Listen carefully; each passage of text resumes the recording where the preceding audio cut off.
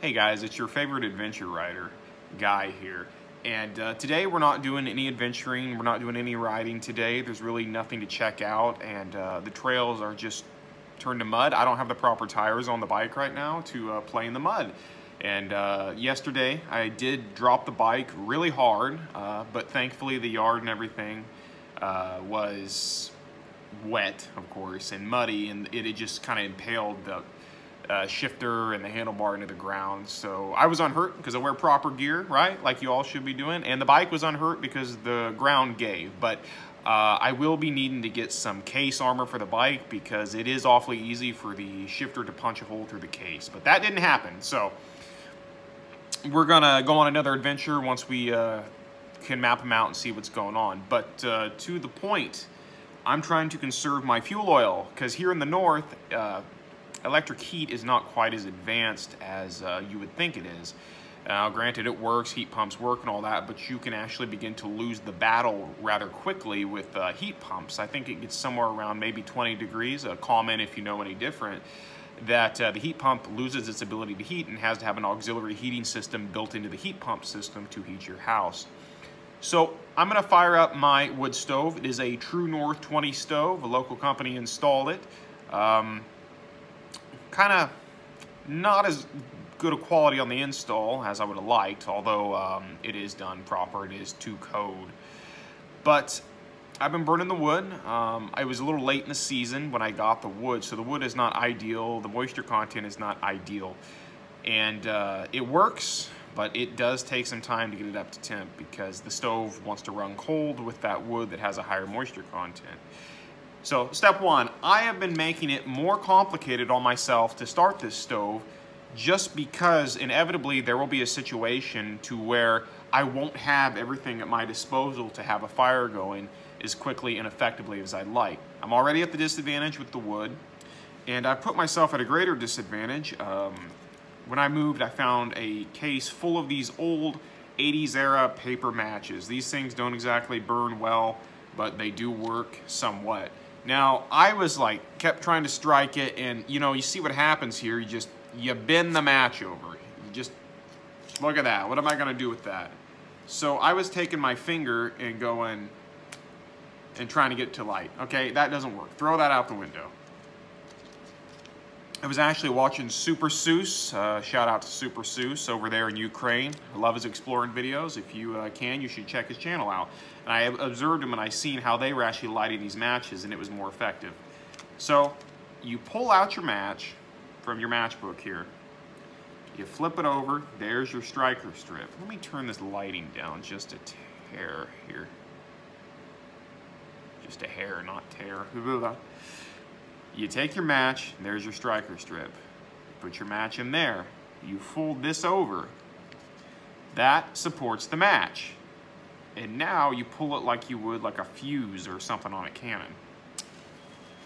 And it lights right up and you're not burned. How cool is that? Stupid human tricks, right? Oh, it actually burned me a little. So we're gonna start by firing up the stove. Here we go. I have a stack of wood and stuff here. Stacked in there. It's kind of in the reverse order, but with these new, it's not catalytic, it's this new intake of the stove. They burn kind of upside down. So let's get set up here and see what we can do.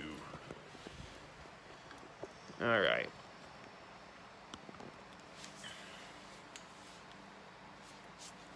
Got to cover up something here just because we're not affiliated with a water department or anything like that.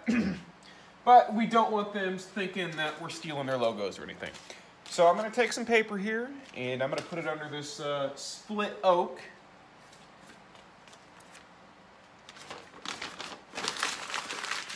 Junk mail. Save your junk mail. It'll actually be useful to you.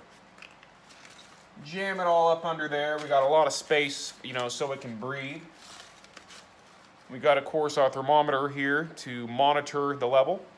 And to complement the room, we have some Japanese woodblock prints up on the wall.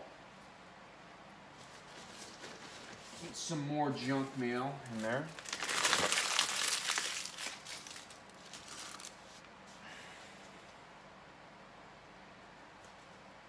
Once again, take the match here, fold it over. Should work most of the time. Oh, and it doesn't. Makes me look like an idiot on camera. Oh, come on now. Now just imagine if you were freezing and this was going on. Oh, I'm so screwed. Messed up my striker strip there too. That sucks. All right, here we go again. No, no, I'm gonna freeze to death this winter. There we go, there we go. You see how complicated this can actually be. This is why a lot of people say, don't screw with those matches, man. If you're gonna have survival kits, put in a lighter, you know, put in a torch lighter.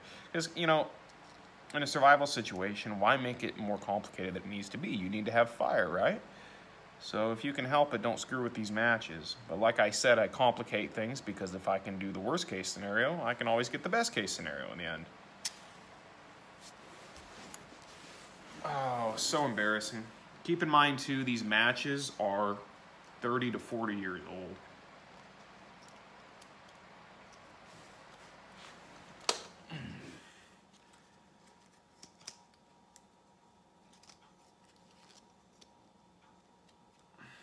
It like fused itself together.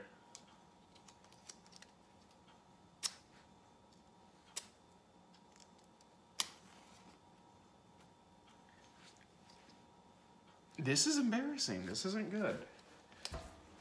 Just keep trying. Just keep trying. Now just imagine in a situation you're freezing cold, your hands don't want to work, and at this point you've got 5 matches left. We better get this going, you know?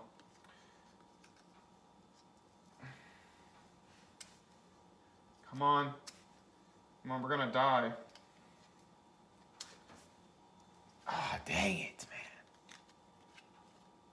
man. Okay, I'm gonna have to do it the reverse way, just to see what I can get done here. Oh, we got it, we got it. I had to do it the wrong way. Somehow the wrong way became the right way. Let's see what happens now. Okay, the wood's catching, it looks like.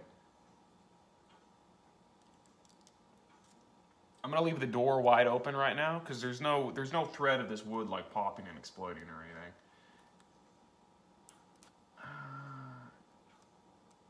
Come on, come on, come on. We don't want to freeze to death.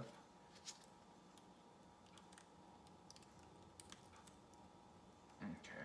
I can hear it drafting from the wind outside. It's sucking air. Let's get a little closer to see what I'm actually seeing. Looks like it's getting started. It's getting started, guys.